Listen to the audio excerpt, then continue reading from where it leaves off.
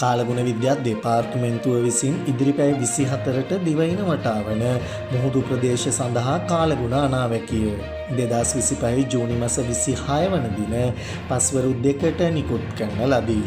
මැසි තත්ත්වය පුත්තලමේ සිට කොළඹ සහ ගාල්ල හරහා මාතර දක්වා වෙරළට ඔබ්බෙන් වන මුහුදු ප්‍රදේශවල තැනින් තැන වැසී ඇතිවේ. සුළං නිරිත දිශාවෙන් හමායන අතර සුළඟේ වේගය පැයට කිලෝමීටර් 30ත් පැයට කිලෝමීටර් 40ත් පමණ වේ.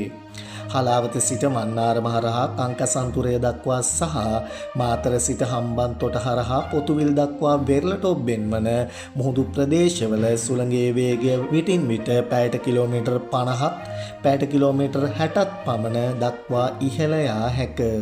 හලාවත සිට කොළඹ සහ ගාල්ල හරහා මාතර දක්වා සහ කංකසන්තුරේ සිට මුලතිව් හරහා වාකරේ දක්වා වෙරළට ඔබ්බෙන් වන මුහුදු ප්‍රදේශවල සුළඟේ වේගය විටින් විට පැයට කිලෝමීටර් 45ත් 50ත් අතර දක්වා ඉහළ යා හැක.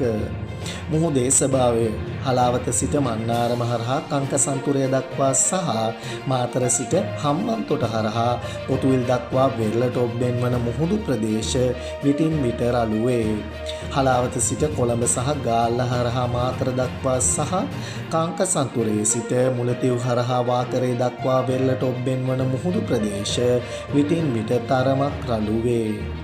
කොළඹ සිට ගාල්ල සහ හම්බන්තොට හරහා පොතුවිල් දක්වා වෙරළට ඔබ්බෙන් වන මුහුදු ප්‍රදේශවල මුහුදේ රළ උස මීටර් 2ත් මීටර් 3ත් පමණ ඉහළ යාමේ හැකියාවක් පවතී.